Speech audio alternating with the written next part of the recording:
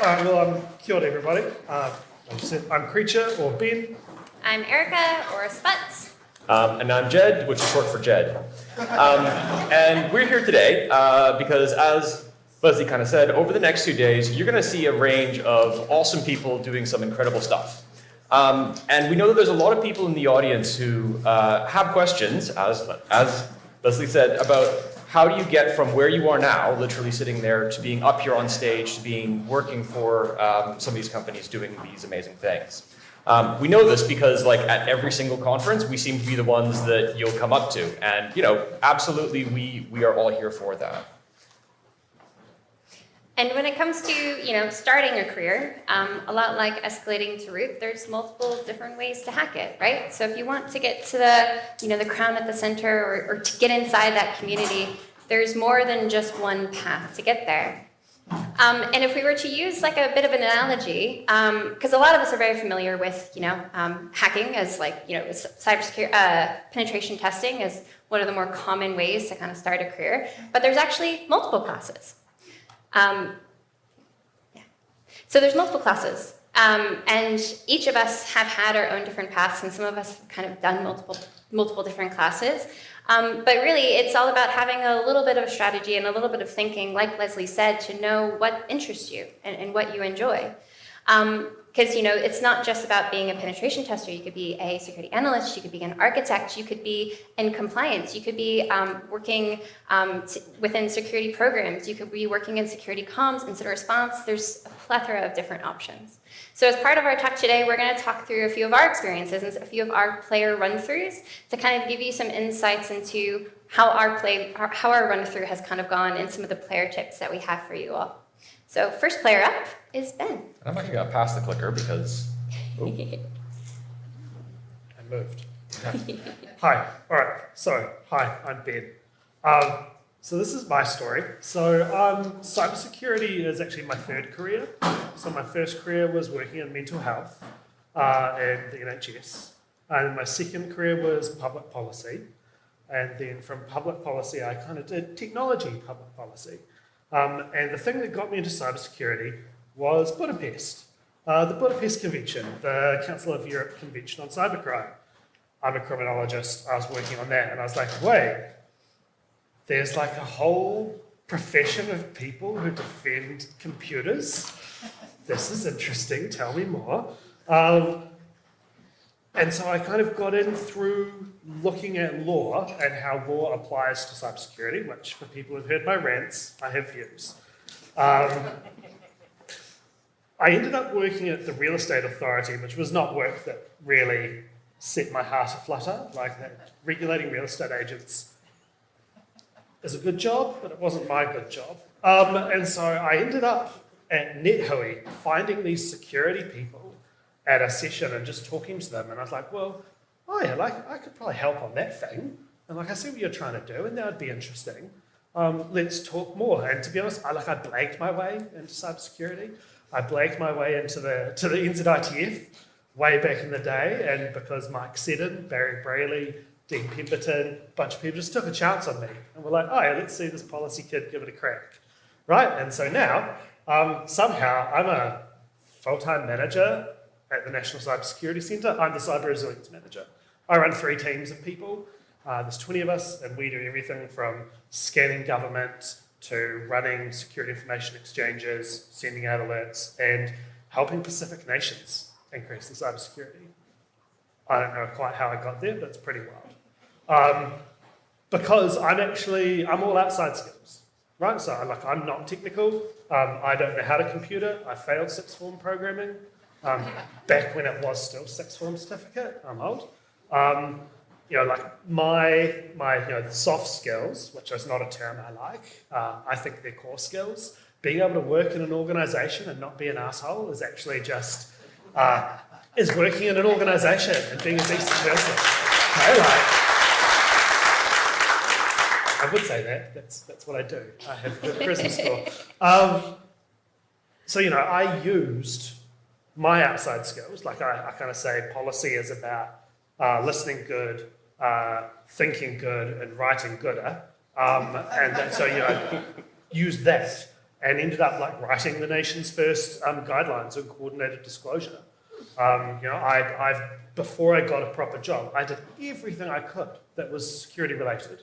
Like, I took on online voting policy at DIA, not because I'm a massive online voting nerd, but because I knew that there was lots of cool security complications in that. Like, I did a master's degree where I could just think about cyber warfare and vulnerability disclosure and equities processes as much as I could. And then at my last job, I actually was like, oh, we need a security team. So I wrote a brief, a business case, and I got a security team off the ground, right? Like, weaving security into all your work before you get into it is important. It's what helps you put stuff in your CV. It's what helps you put stuff in your cover letter that gets you there. And I think the other thing is use the new kid thing to ask questions, right? So that question there, like, is this a thing? I distinctly remember asking that, being really nervous about doing it at the NZITF. I saw this thing online, it was on Twitter, and I was like, is this bad? It looks bad. And everyone was like, yeah, Ben, that's bad. Okay? It was Heartbleed. Okay? And it was like, yep, that story checks out, that's bad. So I was like, oh, cool, all right. I'm not that dumb. So my advice to people who are trying to get into this industry or who are like thinking about switching tracks, so if you are a pen tester and you don't want to test pens anymore, or if you're in GRC and you want to go to a different part, if you're red and you want to go blue, or you're blue and you want to turn red, like, go with what you know, right? Go with what you know, build from there. The skills you have are useful in this industry, right? Like, just get started. Do what you can in the job you're in and the time you have without letting it take over your life, right? Like, to Leslie's point, and try and work your way in, right? Like, I first started in security and being around security in 2013. And my first actual security job was in 2019, right? Like, I did a lot of hanging out with people before people paid me for it. The other thing I'd say is, like, it's to Leslie's point, having things in the rest of your life is important. I am a believer of we all work with our minds in cybersecurity. Like, it is an intellectual field, right? So rest with your hands, right? So like I'm a walking stereotype. I'm a white dude in my 40s with a beard in cybersecurity. Like, I'm wearing a bleached park t-shirt. My hobbies are Dungeons and Dragons with actual books and dice. Computers can die. I'm a beginning woodworker. Like, I'm terrible at it, but I don't care. There's no computers involved, and I make stuff out of bits of wood that I push together with glue. And then I do karate. Like, that's about as like uncomputer as it gets. Because you do need those things in your life that are not this. This is a hard industry, right? Like, some of us are perfectionists. Well, most of us are perfectionists. And we want things to be right. And we want people to listen to us, and they don't always get it. Or actually, they don't care. They're doing something else. They've got a good idea and they're going with it, right? Like, it's hard. This can be a hard industry, and you need to talk to people. So talk to someone. Have a mentor. Have a friend. Have someone you can vent to. Like, use your work's EAP program. Like I have. Like, they're great. They're really, really good, because don't focus on perfection. Focus on making one person's life a little bit more secure tomorrow, and then go home and declare job done, right? Like, yeah, that's me. Player 2.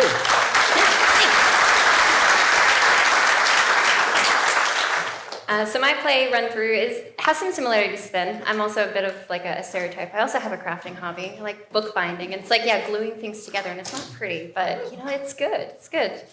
But my player run through, has anyone in the audience played the game Hades before? Or like a roguelike game? Yeah, okay. Those of you who haven't played a roguelike game before, imagine playing a game. You start off and you're enthusiastic and super excited. You play through and you reach a game over, and you start over again, and you have nothing from your journey before aside from what you've gained through your journey in terms of like knowledge. My career has kind of been like Hades. I've done multiple run-throughs and kind of got to the very end of that class run-through and realized this isn't really for me. And especially too, like no shade to those that started out with business degrees or as an accountant, but I started off my career as a CPA, which is like a dark secret. I don't tell a lot of people. But so I've pivoted quite a bit in terms of some of my player run-throughs. And now I'm a security leader and I've started security companies and I've done heaps of really good stuff. And one of the really great things about my career is that every single one of those run-throughs, there's been something that I've learned that I've been able to apply to all of those following jobs. So, similar to Ben's point, I started off with a business degree. Like I grew up with computer games and I grew up with doing all sorts of like nonsense on the unsupervised internet access when I was a kid and did all sorts of, poking around the internet. But I didn't go down that original like career path because I thought, well, my brother's doing accounting and I'm smarter than him. So that's a great way to pick a career, right? Got my degree and realized, oh, crap, I've got to actually do this now? So quickly kind of switched. So I've gone through multiple different classes. I started off in a magic class, so more of a supporting role. So working in various different shades of security consultancy. I'm in security testing, pivoted to the builder class, which I really enjoyed. There's a bit of excitement that came from helping people actually fix the things that you told them in all of those fancy reports that they should fix. But also it was a little less exciting when you didn't get the support or the funding, or maybe some of those environments really just weren't safe for you. Pivoted over into doing all sorts of other random things in terms of, starting, co-founding a cybersecurity product company, and going on to be like a bit of a security leader. So for me, after a series of multiple run-throughs, one of my biggest player tips is never be afraid to try again. There's going to be heaps of stuff from each of those paths that you don't realize that you've gained that is going to be really helpful. One of the things that is constantly coming back to me that I didn't realize would be something so impactful to me is when I was working on the CERT New Zealand, our computer emergency response team, prior to them merging with the NCSC, and I was doing incident response. And you would think, oh, cool, there's going to be heaps of technical things that I'm going to learn. And I did. But actually, the skills that I'm continuously using that I learned from there were from the comms teams and from Danielle and Izzy and learning how to communicate technical concepts to multiple different types of people. And now being a security leader, I use that every single day. So there's always going to be things in those jobs that you don't realize that you're doing that is going to be helpful to those future run-throughs. So it's not about giving up. You're not losing anything. You're going to be gaining and carrying over those experiences somewhere else and likely doing a much better job for it. Because to my second player tip, diversity and skill sets within this community is what's actually going to make a difference. When we were planning this talk and talking through it, one of the metaphors that Ben was using is that if you compare cybersecurity as an industry to something that's much more mature, like the medical industry, we're at the stage of maturity where we're trying to decide, should we wash our hands before we put them inside of people? Is that a good idea? So we're still super early on. And really, if we want to expand, if we want to do great things, we're going to do great things from people who have backgrounds and have experience doing other stuff, working in policy, working in law, working in communications, working in accounting. Because there's still going to be perspectives that those people can add that can change the way we do things. And one of the things as well that I've kind of learned as I've kind of gone through my career is that I've been really picky and choosy about what I do next. Because you start to really understand yourself a lot more. A lot of people in the audience who are quite early on in your careers, you're probably keen as a bean, bright-eyed and bushy-tailed and ready to take on any experience that you can possibly find. And that's important. That's really good because that's how you learn what you like and what you don't like. Maybe you don't know whether or not, for example, from Leslie's talk, how well do I operate under pressure? Because you might not have been in that environment before where you've been having to operate in an intense incident response environment where production is down and you're trying to frantically figure out where can I check to figure out what went wrong? How bad is this problem? You might be someone who you just freeze up and you go to the bathroom for a really long time and people are starting to be a bit concerned about you. Or you might thrive. You might just all of a sudden find yourself in a bit of a beautiful mind, situation.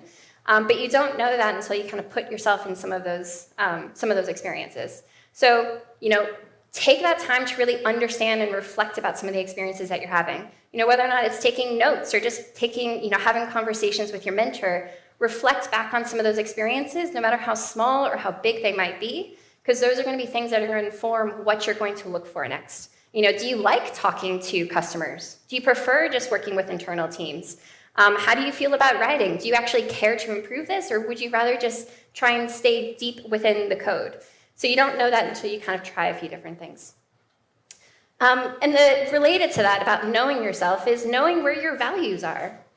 So yes, you're going to probably try a whole bunch of different organizations and try a whole bunch of different roles.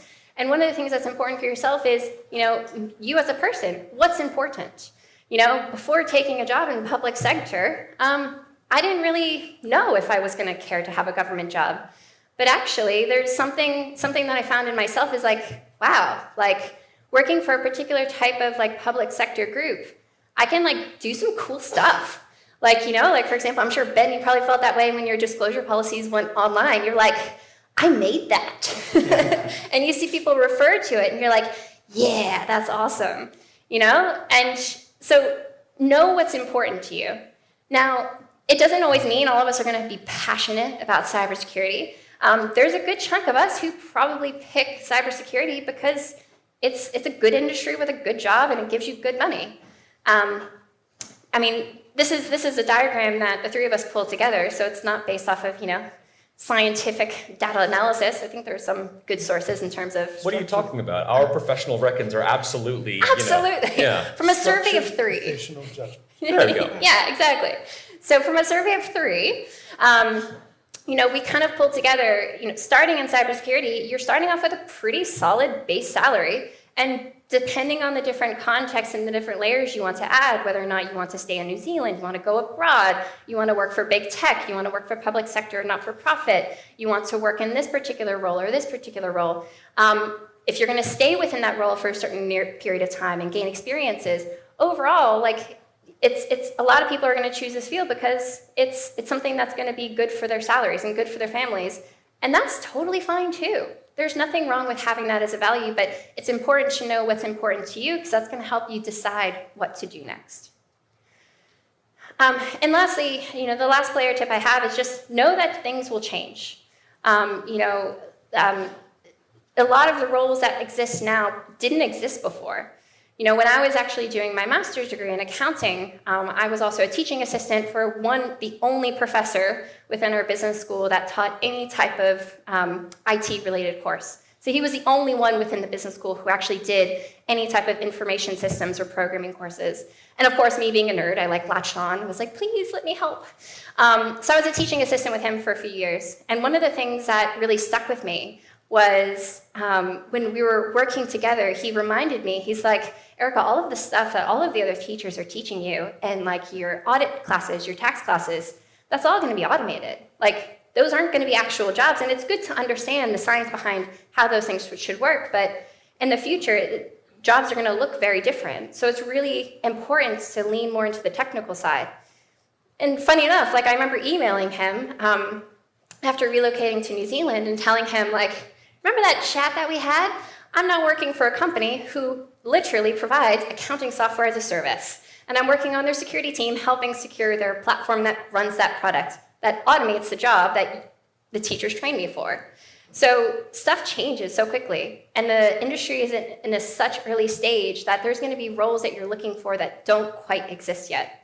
So if you're interested and you have that interest in, for example, policy, and there's not quite those security policy roles, give it time. Go out there and meet people. You might find people that have very similar interests at conference like this. Have chats with them. Talk about the things that you're really interested in and get their perspective. There might be something out there that exists or there might be interest, and that could be something that you fall into.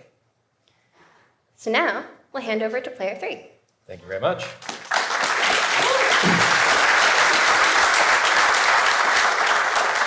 So, unlike these two, I've always been very good at computers, and I've always known from a very young age with my 386DX back when I was 7 years old that computers was what was going to be part of my career. I started my career in networking and telecommunications. When I started uni doing a computer science degree, I also did the CCNA as a night course because, I'm a nerd, why not, right? It's not like I have anything else better to do on a Friday. That was me in 2007, looking way too chuffed at getting OSPF over frame relay working. And I was fortunate enough to be in that night class with a bunch of people who were working at the Toulouse and Hamilton NOC, and they were also doing their CCNAs. I got to talking. I asked what they did, and I was brave enough to ask them if they had any jobs over the summer.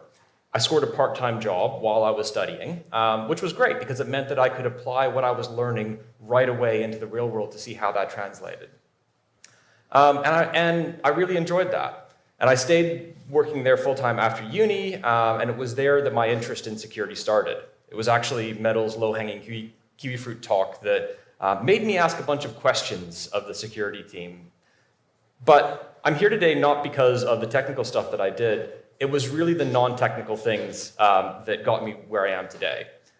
Those of you who have met me and spoken to me for more than 30 minutes probably realize I have a stutter. I've had a stutter since I was about 8 years old.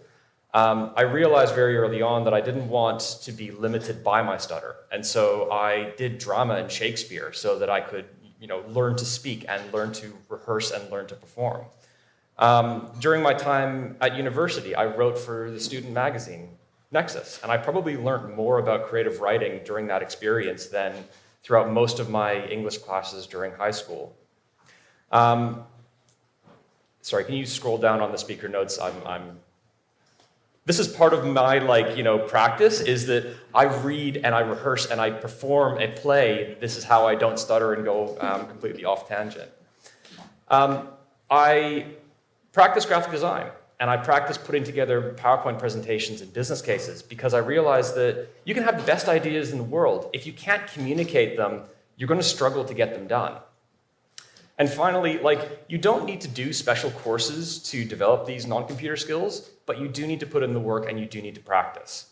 Start a blog. You don't have to publish it or make it widely known to your friends and family about what this blog is, but just start doing work and start practicing because it's through actually doing the work that you really develop those skills. If you submit your CV to a company, in NZ Australia, while there is a level of automated screening, I don't think it's quite as much as what happens over in the US. Generally speaking, a human will have eyes on it. If you submit your CV and you don't get a call back, politely ask why. Oftentimes you will find that it's something about either the format or something that you were missing, or maybe just the salary expectation wasn't quite what they were also expecting. If you don't ask why, then you'll never get that feedback. After presentations, I go up and, ask people what I did badly so that the next time I can improve and I can get better. I touched on this during my previous Chick-On talk about my Toyota Corolla. There are so many things to do, and especially once you get started working in the cybersecurity area in your jobs, that it can be very easy to become overwhelmed. It can be to become disparaged and distracted. It's easy to look at your peers, to look at your competitors, look at the amazing stuff that you think they have, and just stand there paralyzed. This is my favorite quote. It's from, this version of it was first published in a Ohio newspaper back in 1967. The best time to plant a tree was 30 years ago. The second best time is now. As Ben said, just get started. One of the questions I often get asked, particularly by students during these conferences, is how their degree translates into the real world. And in one particular example I remember quite vividly, they had an experience of a cybersecurity degree that was very GRC focused, and they just weren't enjoying it. And they asked me, should I change? Should I go and do a more traditional BE computer science degree instead? To which I said, well, yes, absolutely. This diagram is not to scale. I've definitely missed things. Please don't at me about it. Or actually, no, do at me about it if you have constructive feedback, but just don't tell me that I'm wrong. But the point that I'm trying to illustrate with this is that it's something that's talked about a lot, and Erica talked about it in the start, and I know it's going to be mentioned a bunch, but it bears repeating that the cybersecurity industry is vast. And people talk about the technical and non-technical roles, and I really don't like those terms because it's much more nuanced than that. There are people who are extremely computer-centric in their roles, and there are people who are completely the opposite, people-centric roles. There's still a technical understanding across both of them. There are people who spend their entire careers deeply focused on something, and then there are people who actually need to understand a little bit about everything within this industry. And as Erica said, if you need to change, if you need to start again, don't worry about it, because generally speaking, the skills that you learned during one of these types of roles will be still relevant and will be still valuable when you go and do something else. Again, if you're doing a computer science degree and you don't enjoy the GRC side, go and do some programming papers, go and do some networking papers. Those skills will still be valuable. I'm sorry, can you scroll it down again? Thank you. You can have a whole career just doing PCI DSS or ISO assessments and audits. You could spend 30 years in the SOC mines in cyber knife fights, and it's all good. And if you find you're doing something that you don't enjoy, don't worry about it.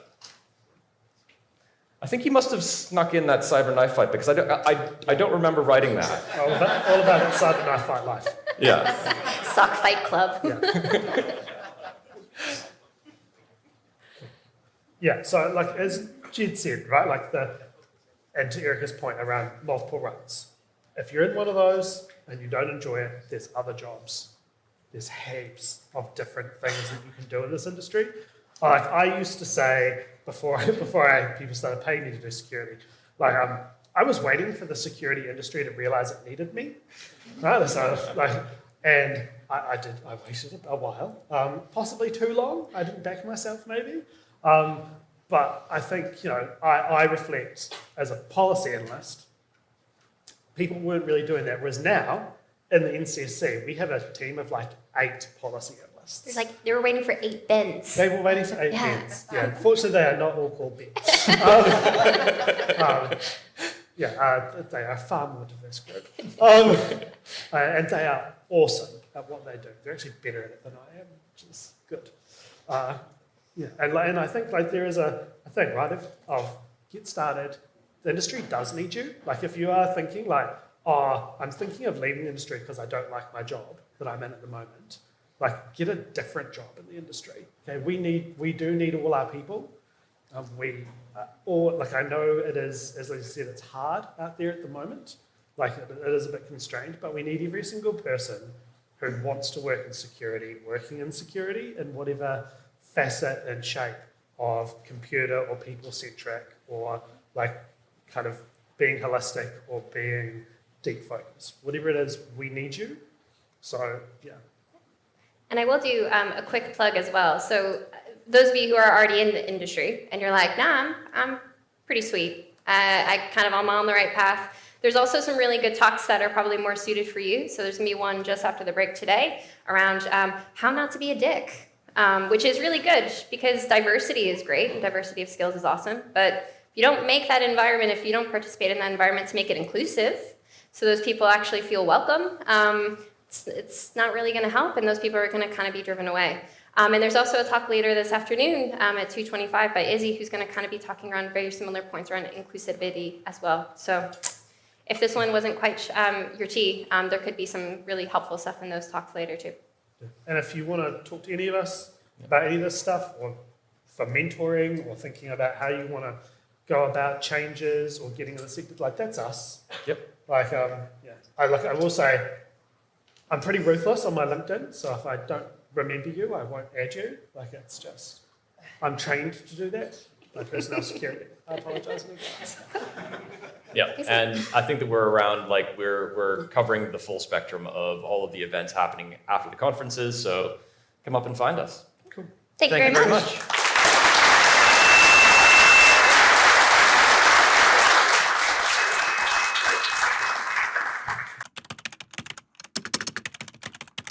Busted.